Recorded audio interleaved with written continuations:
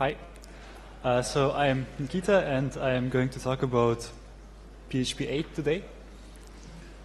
So let me first briefly tell you about myself. I've been working on PHP core development for a couple of years now, since about PHP 5.5.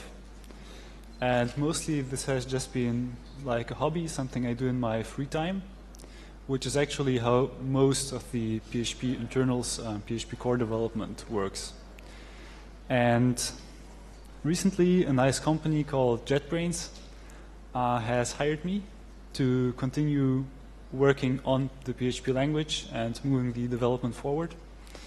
So thank you, JetBrains. And you've probably seen that we have a stand here at the conference, so if you haven't yet, you can come and say hi.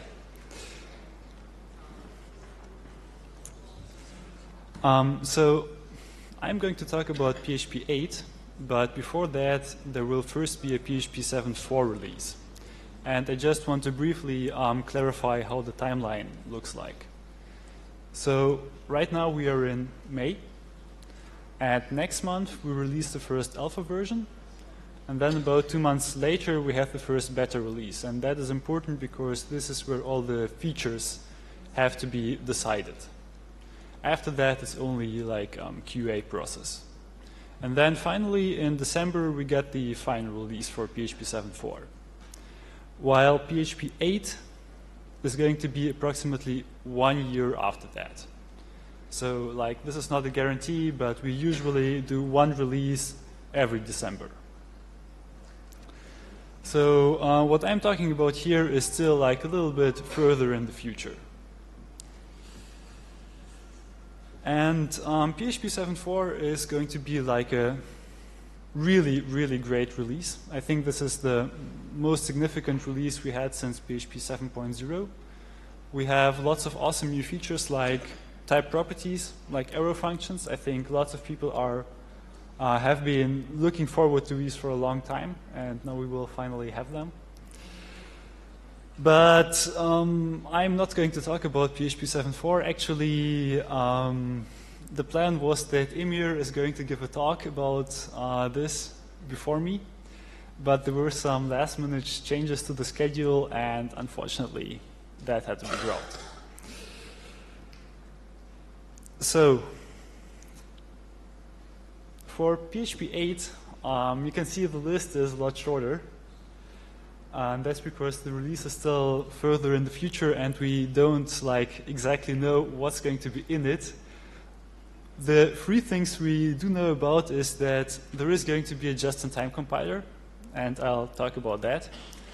We will do a number of removals of deprecated functionality and also perform some general language cleanup, because this is a major version, so we are allowed to break compatibility a little bit. And finally, of course, there are going to be new features, but on that front, we just don't yet know what exactly they are going to be. Though I will speculate a little bit, like what we have in mind and what might be coming. So, the first topic I want to talk about is the just-in-time compiler. So JIT is a really great buzzword because everyone knows that if you have a JIT, then your language is fast. Like Java has a JIT, JavaScript has a JIT, and if nothing else, just-in-time compiler is at least very good marketing. But of course, we kind of hope that it also helps with the performance of PHP. And the way it works is, right now, the way PHP code is executed right now, it works by taking the code, compiling it to opcodes, and opcodes is what we call our internal instruction format, and these opcodes are then executed on a virtual machine. This virtual machine in turn is written in C. C code is compiled to machine code, and the machine code runs on the CPU. And what the just-in-time compiler does is to cut out this intermediate stage.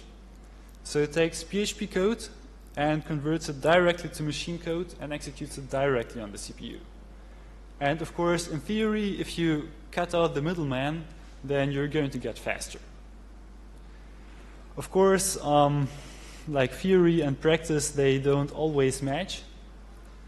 And the JIT compiler in PHP 8 right now, I have some performance numbers here. So the one at the top, the bench.php, those are micro benchmarks.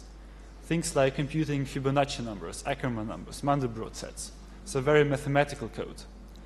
And there we get a nice, like, 2.5 times performance improvement.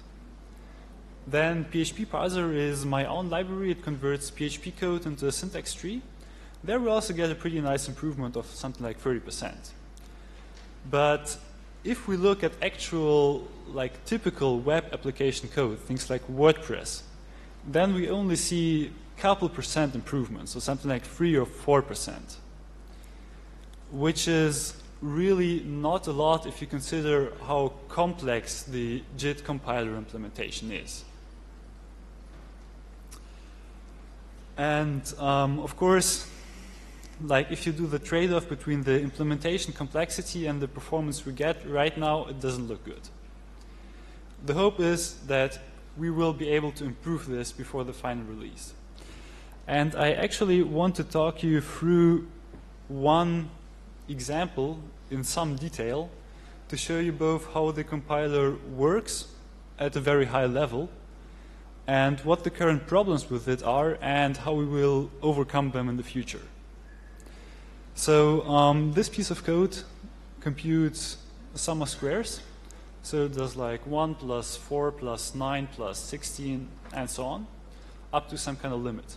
So this is a piece of very simple mathematical code where the just-in-time compiler should be able to work very well.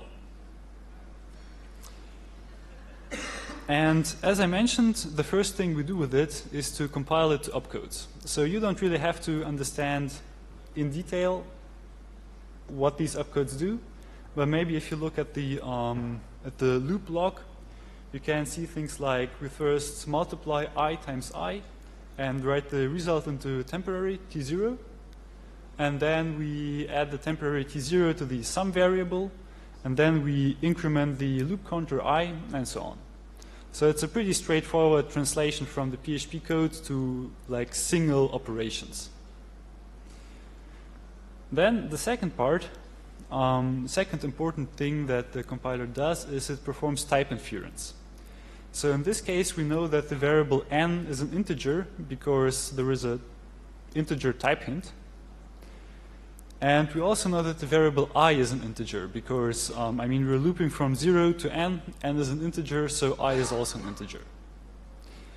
The problems start when we consider the multiplication, because I times I, so an integer times an integer, would usually be an integer. But if the result is large enough and cannot be represented as an integer anymore, we're going to get back a floating point number. And similarly, same thing for the sum. If the addition overflows, becomes large enough, then we will get a floating point number. And this is a pretty big problem, even though it maybe doesn't look like it. So this is a small part of the actual x86 assembly that is generated by the just-in-time compiler. So if you're not familiar with assembly, then this probably looks pretty scary. So I'll comment a bit on what's going on here. The main thing to know is that the loop counter, so the variable I, is stored inside a register called RDX. And then at the very top, this XOR RDX is how you set the variable to 0. And then again at the very bottom, this add is how you increment the variable. And in the middle, the IMAL is this multiplication of I times I, so the squaring operation. And this part is really efficient because the integer is stored in a register, and we can manipulate it always with a single CPU instruction. So this is where the JIT gives us a really big benefit. Unfortunately, it doesn't quite stay the way because the multiplication can overflow. So we have to check for that. And the bigger problem is that the result can be either an integer or a float, so we cannot store it in a register. Instead, we store it in memory together with the type it actually has. So in this case, for example, an integer. And then going further, if we want to do the sum between the sum variable and the multiplication result, again, we first have to check, okay, is the sum an integer? Is the multiplication an integer? If they are, we have to fetch both of those values from memory into registers.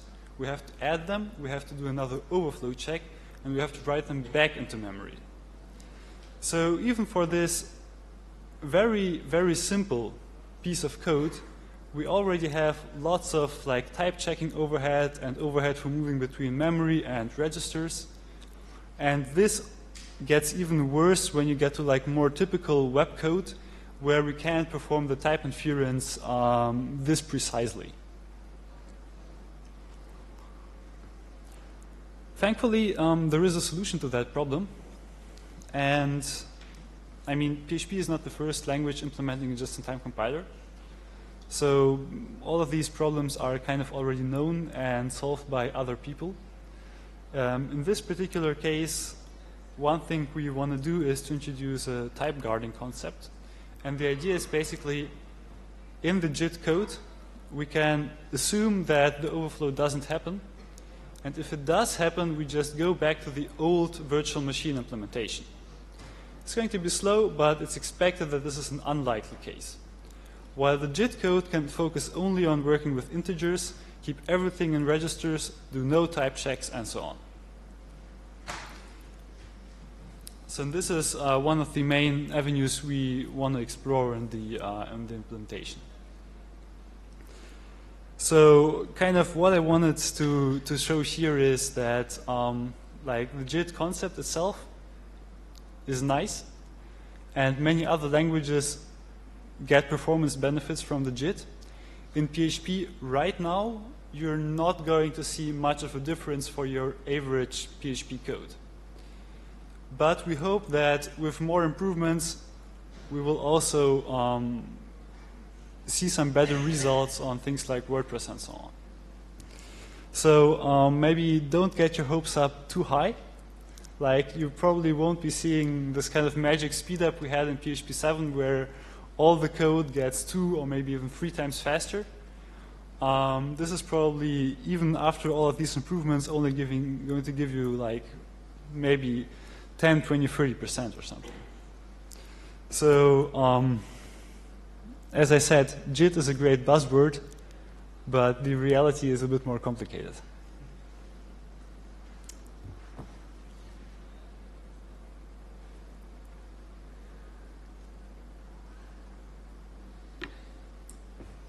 Okay, so that was the first topic I wanted to cover. The second part is that PHP 8 is a major version, and according to semantic versioning, that means we can do backwards compatibility breaks. In particular, we're going to drop all of the deprecated functionality that has like accumulated over the years. And there is actually quite a lot of that. So I'm not going to list everything and just highlight a few. One is that I kind of hope that no one here still uses this, but in PHP 4, the way you would write a constructor is to have a method with the same name as the class. And in PHP 8, this is no longer going to work. So if you want a constructor, you have to use the code at the bottom. Second, this is a pretty weird feature that PHP used to have, that if you have like a normal instance method, something that can even use the this variable, and you are still able to call this instance method as if it were static. In this case, the this variable would simply be not available, so it would be simply unset. And in PHP 8, this is instead going to become a hard error. And I don't know, maybe this is not super important for you, but internally, having the guarantee that if you are inside a method, that this variable actually exists is a pretty useful thing to have. Then one more thing. So right now, if you're accessing a constant and you make some kind of typo, so you wanted to use PHP int max but wrote that instead, what's going to happen is that PHP very helpfully assumes that what you actually meant to use is a string, which is, I don't think it has ever been what I wanted to do, but it's the way it works for historical reasons. And in PHP 8, this is going to become a hard error instead.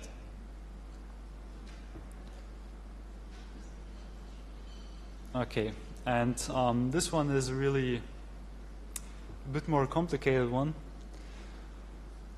So very recently, actually just maybe 1 week ago, there was a proposal to remove the short tags from PHP, so the ones that don't have PHP in the opening tag. And this proposal was accepted, so the vote was like very, very narrowly accepted. But after that happened, there was a big outcry on the development mailing list that like, oh God, this is going to break all our code. And maybe even worse, if you're not careful, this is going to leak your code. So if you're using short tags and they will simply be ignored now, then your existing implementation code can leak. So it's kind of unclear what's going to happen with this now. I think short tags are still going away. So if you have any code that's using short tags, I think now would be a really good time to migrate away from that. But maybe this will be introduced in a more like conservative and slower way. Of course, many more things are getting dropped. I'm not going to miss any of them.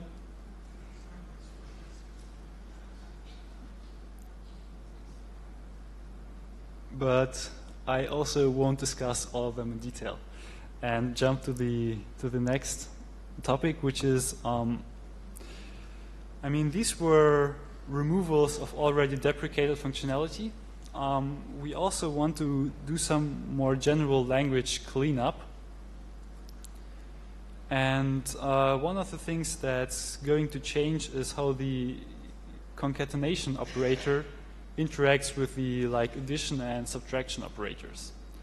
So this code is like really simple. So just you have a sum that you want to output, but the way it's currently interpreted is that the concatenation is performed first. And then the addition, so the second number is added to the result of the concatenation. So it's added to a string. And generally that will not give you any useful result. In PHP 8, this is going to change, and the addition is going to be performed first. So disclaimer, this is not yet landed, but it's pretty likely that it will be accepted.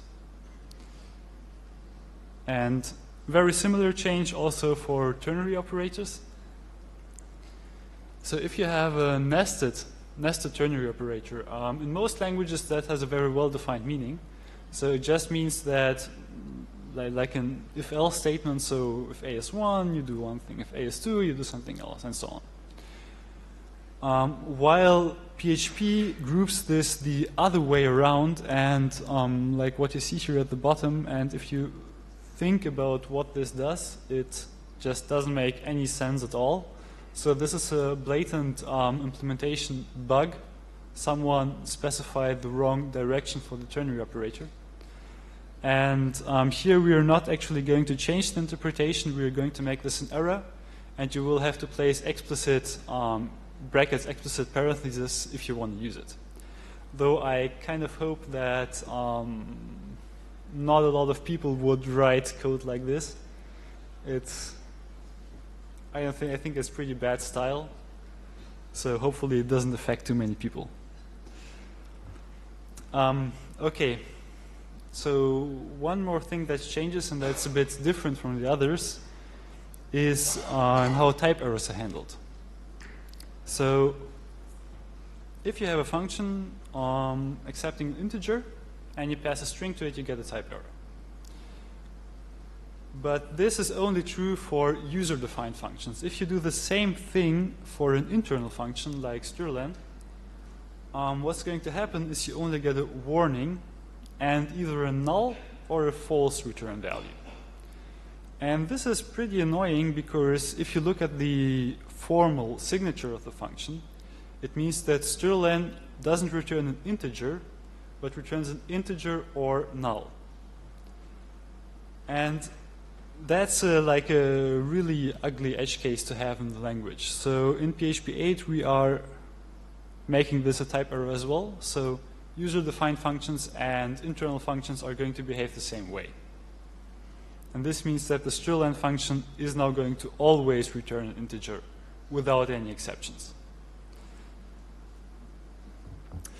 Okay, and last but not least, so I think PHP has a pretty famous feature, again, feature slash bug, hard to tell, how the comparison operator works. So if you do a weak comparison between 0 and pretty much any string, you're going to get back true.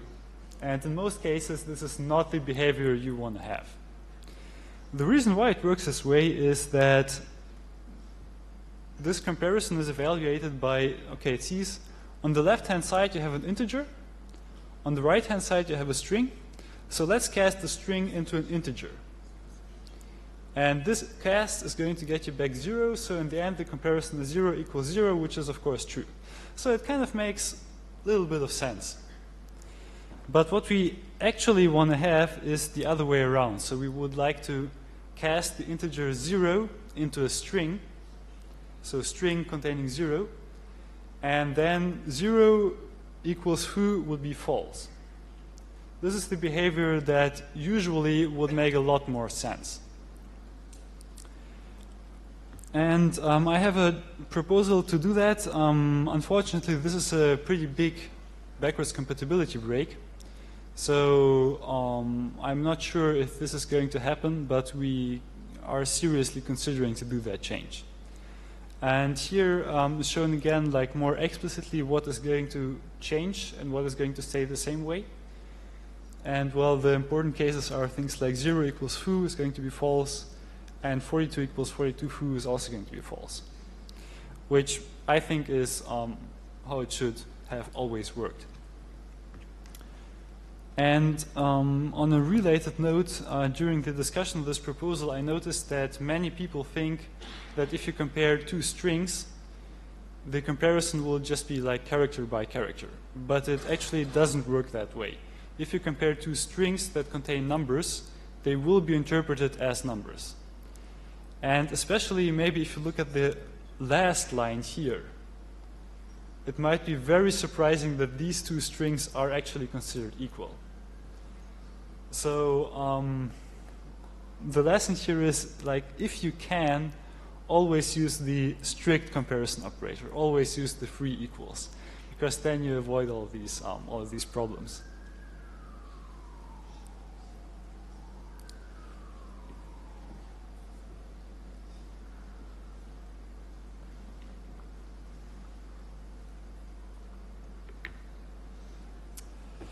Okay, so last thing I want to talk about is actual features. So as I mentioned, PHP 8 is still pretty far away, more than 1.5 years. So we don't really know what is going to be in there in terms of features, but of course we have some ideas. And at least I know what I would like to see in PHP and what I would like to personally work on. So I think it's pretty likely that we're going to see maybe not all of this, but at least some of it. And the first thing is property accessors. So in PHP 7.4, we can write this code. So we have type properties. We can say that the age property is an integer. And one of the big benefits of this is that using public properties kind of becomes feasible, because you no longer need getters and setters to enforce the type. One big criticism that people have is that this only works if you need just a type. For example, if you also want to enforce that the age has to be greater than 0, then you can't really do this using just a type. Instead, you have to add some bit of custom code and throw an exception. But like, how do you do that if you use a public property? Right now, the only way to do it is to use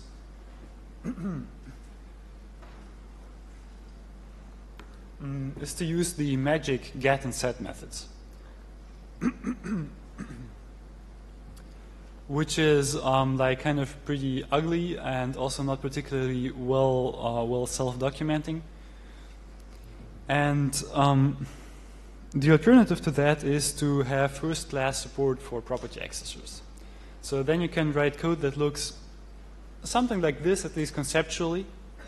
So you can say that the property age has the usual get behavior, but when you set it, you have this extra check that the age cannot be negative.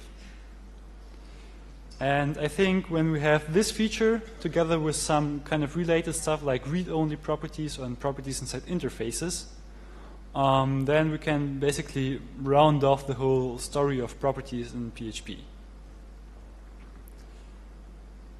Then second feature that is like really sorely missing are union types. So in PHP, even many of the very basic operations operate on union types. Like something like a multiplication doesn't work on two integers, it works on two numbers, so on integer or float. Something like an array lookup doesn't work on just integers or just strings, it works on a union type. And right now we just don't have a way to model this inside the language. And I think that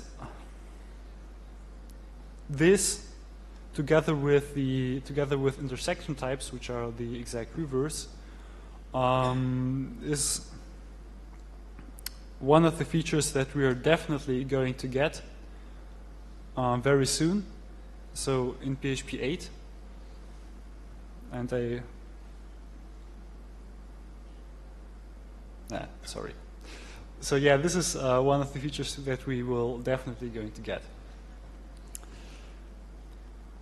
Then one, I think also very desired feature, but a much more complicated one, are generics. So the classical use case for generics are things like collection objects. So if you're using something like Laravel collections, which doesn't just use arrays, but wraps them inside an object. Right now, you can't say that it's a collection of specific things. Like you can't say you have a collection of integers or a collection of user entities or something like that. And generics provide a way to do that. Unfortunately, this is also a very complex feature both from the design and from the implementation perspective. So I think this is something that we really need and that we are going to get, but I'm not sure if it's going to happen for PHP 8. I kind of hope it does. And then one very different feature I want to mention is the ability to specify declares at the directory level. So if you're using strict types, then maybe one thing that's a little bit annoying is that you have to put this declare strict types 1 inside every single file you use. And this kind of feature would allow you to say that, okay, actually my whole project uses strict types. And this feature is not just about removing this minor annoyance with the strict types. It's a way to do general language evolution without breaking backwards compatibility. So one example, in PHP right now, if you make a typo in a property name, then PHP is not going to throw an error. Instead, it will just create a dynamic property. And you may not even notice the mistake until much further down the line. And we can't just drop this behavior because there is also a lot of code relying on it. But if we have this kind of feature, we would have the ability to just if you don't use this feature, you can disable it in your own code without affecting anything else. So all of the composer libraries you include are still going to behave the same way and not going to break. So this makes it very different from things like INI settings, which are inherently global and affect all the code. Okay, so that's what I wanted to mention in terms of features from my side. And I would also be very happy to talk with you guys, and if you have like suggestions of what you think is particularly important and what we should be focusing on, I'd love to hear that. But first, just to wrap this up, I want to mention that if you want to test PHP 7.4, PHP 8, if you want to test like a small code snippet, you can do that on eval.org. It has an RFCs and upcoming releases tab where we have PHP 7.4, PHP 8. Then, if you have open source libraries and you're using Travis CI, then you can specify the 7.4 snapshot version, which is, well, 7.4, and nightly, which is PHP 8. And if you do that, you also have to add the ignore platform requirements option in Composer, because PHP Unit right now is not officially compatible with PHP 8. It's going to work, but you have to specify this option. And I think if you have open source libraries, it's really great to do this because it allows both you and us to catch issues much earlier. Otherwise, the bug reports come in after release when we might not be able to do anything about it anymore. And finally, there are some pre-built Docker images with PHP 7.4, PHP 8. So those can be used for some more extensive testing without having to go through the trouble of compiling PHP yourself. And okay, that's actually all I wanted to say. So thanks for listening. And if you have any questions or comments, then now would be a good time.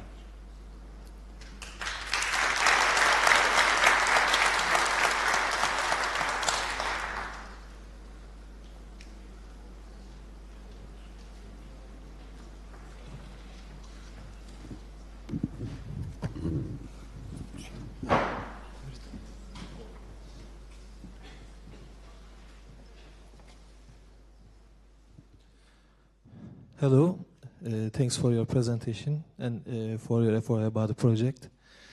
I got several questions about the project you're working on. I mean, PHP 8 and just-in-time compiler.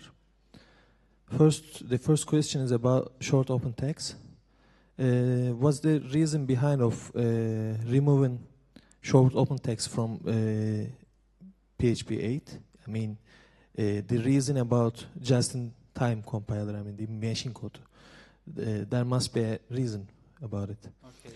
And the second code is PHP is open source, and we support PHP due to its open source, and we get benefit from GitHub repos, of course. But the just-in-time compiler is going to be push PHP in a situation like on a business site, you know what I mean. So is there any security concern about just-in-time compiler? Is it going to be an open source project, or is going to be closed black box hole? Thanks for listening to my questions. I'll answer the first question about the short tags.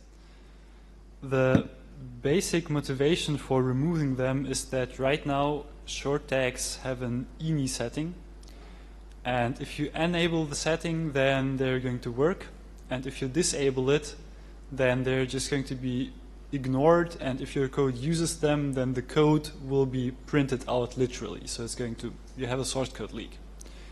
And generally nowadays in the PHP project, we try to avoid having any configuration that changes language behavior. And short tags are actually one of the last, if maybe even the last, option that affects language behavior. And that's at least the reason for removing them.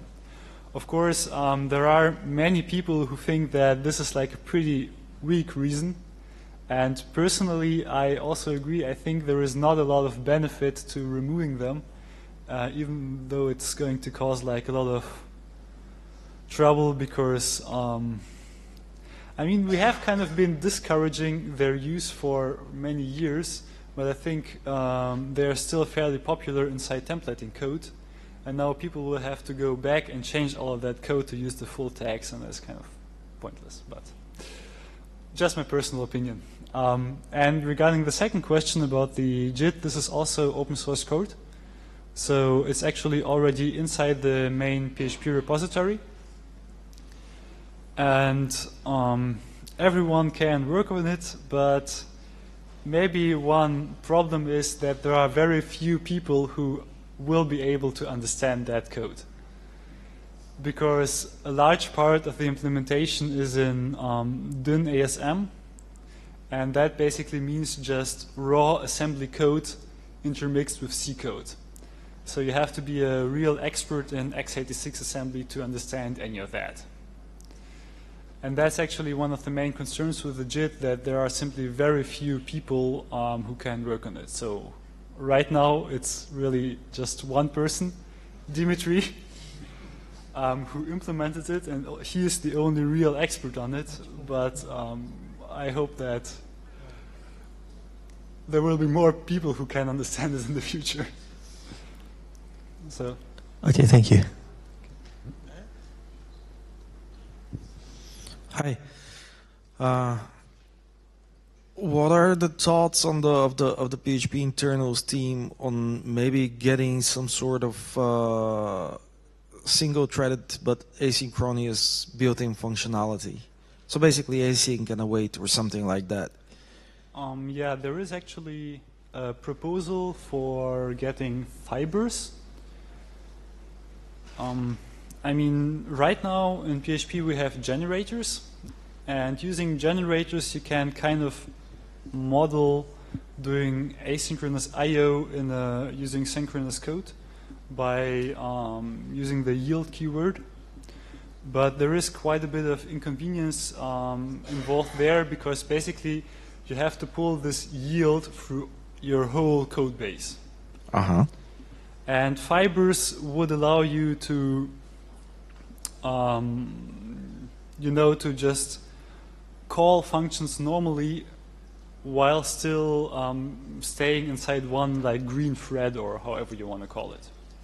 So there is a proposal to like improve async I/O in PHP, but I got the impression that it's kind of a bit stalled right now due to implementation issues. But I hope that it will go through in time. Okay, cool. Thanks. Can I ask a question? All right. Well, I just want to say about short open tags that they suck because because they conflict with XML tags. So if you're moving from like one system to another and suddenly it's turned on, then you're dead. Anyway, is there like what's the reason that PHP that you can't develop a LLVM backend for PHP, so you take advantage of that? So LLVM backend, that's not really where you would. Front end, sorry, yeah. Front end. Okay. Excuse it. Yeah, I meant the front end. Yeah. So actually, one of the first iterations of the just-in-time compilers used LLVM. So for those who don't know, LLVM is a like library for a high-level library for generating machine code. So instead of generating direct assembly, you generate higher level instructions, and LLVM handles actually compiling them down to assembly. So that would be, in theory, much nicer. The problem is that LLVM is very, very slow. So the previous iteration of the JIT that used LLVM took like 2 or 3 minutes to compile the whole WordPress code base. And like that's just not practical in the web context. So LLVM is great if you want to produce binaries, but it's not really great for just-in-time compilers. And I think many other projects who try to use it for that purpose basically ran into the same issue. It's all about compile time. Thank you. Yeah, one more. For that matter, I've been asking that for like 3 years now. How about compiling PHP with the help of LLVM? And I don't really care about compiling it to machine code, but maybe WebAssembly. So really not an expert on that. So I heard that apparently you can compile PHP itself using Emscripten, including to WebAssembly, but I suspect that is going to be pretty slow. Oh, well, they will improve over time. Okay, thanks.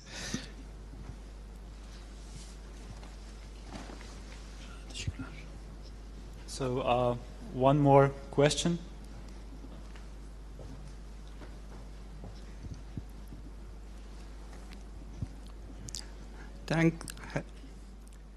Thanks for presentation. My question is about the arrow functions. Is there a cause for leaving fn keyword there? You know, I mean, it's same as ES6.